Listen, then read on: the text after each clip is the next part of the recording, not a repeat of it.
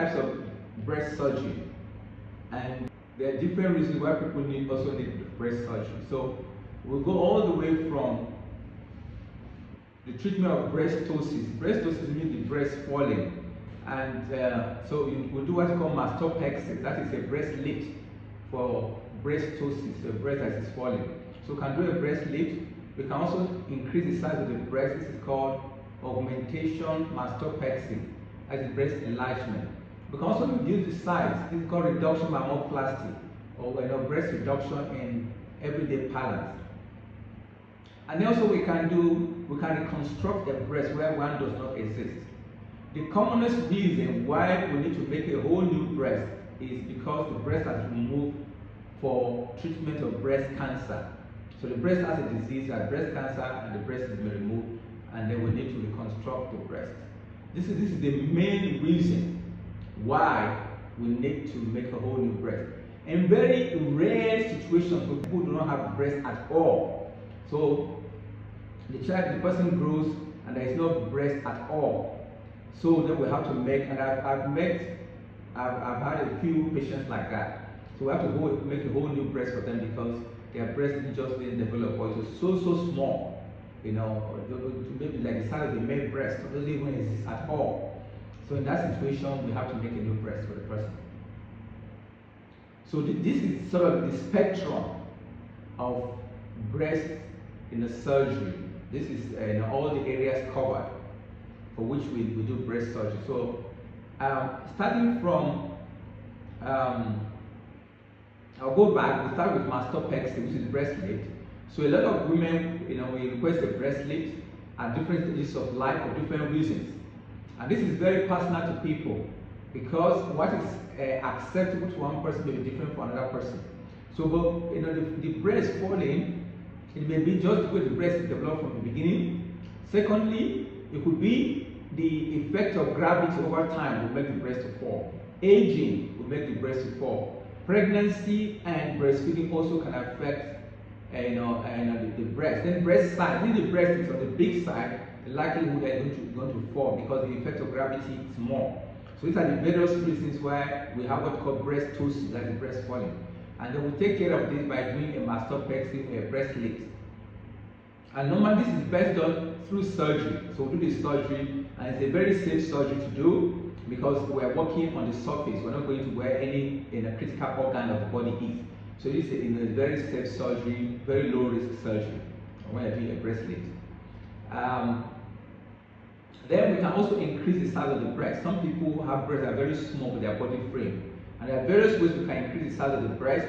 We can use commonly a breast implant, put an implant. The implant is made of silicone, there's a shell, and there is either filled with silicone or filled with saline. So the filling material differs. So we have what we call the silicone breast implants. It means that the filling material is silicone.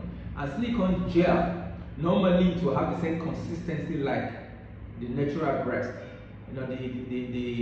It feels the same level of softness like the natural breast. Then we also can have saline-free breast. So saline is the fluid we use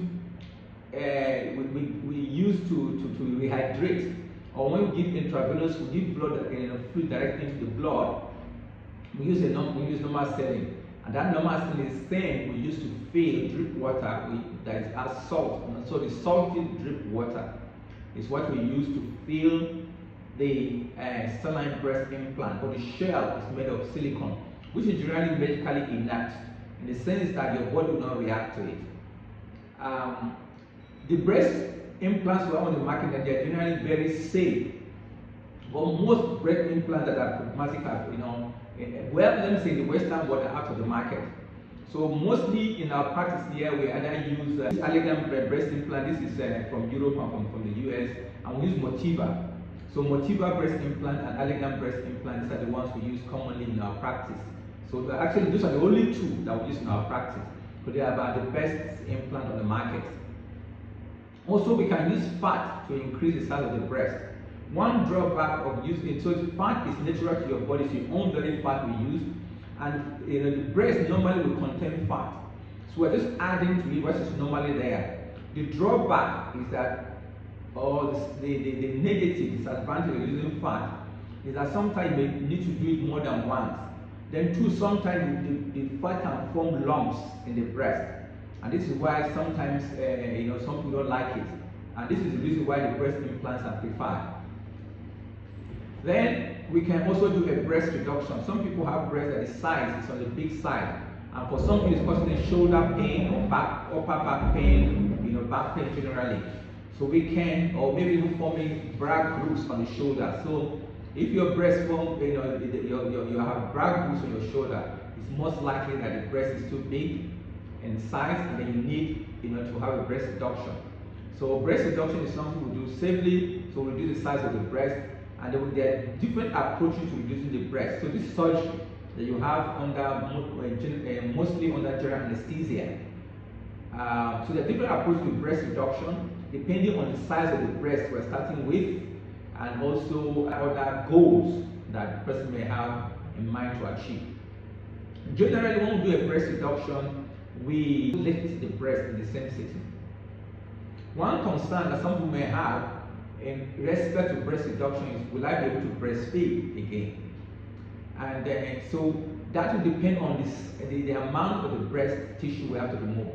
If the breast is such that we have to remove maybe upward of half or more than half of it, the likelihood that breastfeeding, the breastfeeding may be affected. So this is something to bear in mind. But it's not a big problem, because there are various reasons why a woman may not be able to breastfeed. It's not only because we've had breast surgery. Even normally, half of the women will not be able to produce enough milk, normally without any issues at all, or rather without even having breast surgery.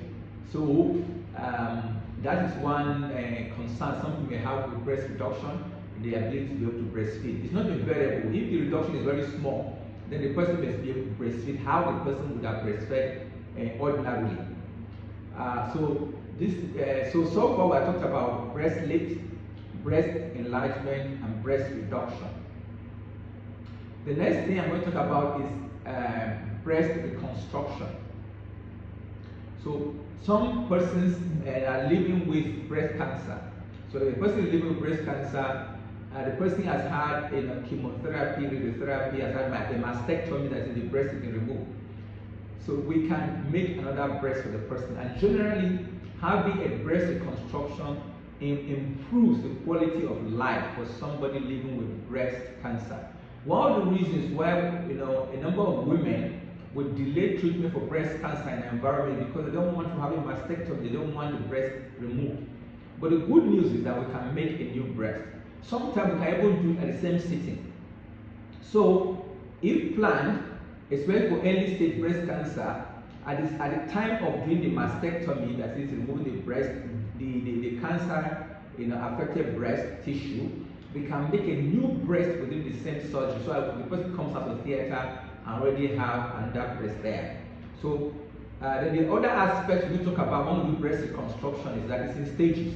The first time we make the breast mound, we make the breast itself, and then the next thing we're going to do when that settles is to make a new nipple areola on this new breast we've made.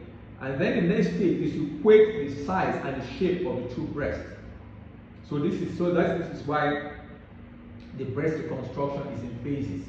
But this is something we can do very safely, and we can do for people. So if you are living with breast cancer, you know somebody living with breast cancer, you can encourage the person to have a consultation, and then we can look at how we do a breast reconstruction for the person. There are various ways we can do it.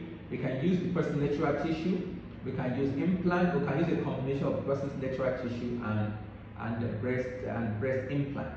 All these combinations are possible. Or even sometimes can use a combination of implant and fat, or a combination of the person's breast tissue and fat. So various combinations are possible. During the consultation, we do an examination, do an assessment, and then we outline which approach is best fit for the individual for us. So that this is something that we consider on an individual basis, one-on-one basis, and we come out with a solution that is custom made for the person. So if you have any questions, please reach out to us with your questions. We're very much happy to answer your questions. We're here, always happy to answer questions. Or if any question comes up later, You can feel free to reach out to us with your question. You can send us a DM. You can reach us on WhatsApp. Our WhatsApp number, for those who, if you are contacting from within Nigeria, is 0815 945 1311. I'll call the number again, 0815 945 1311. If you are contacting from outside of Nigeria, just add +234 and in front as a prefix and remove the 0 before the 8.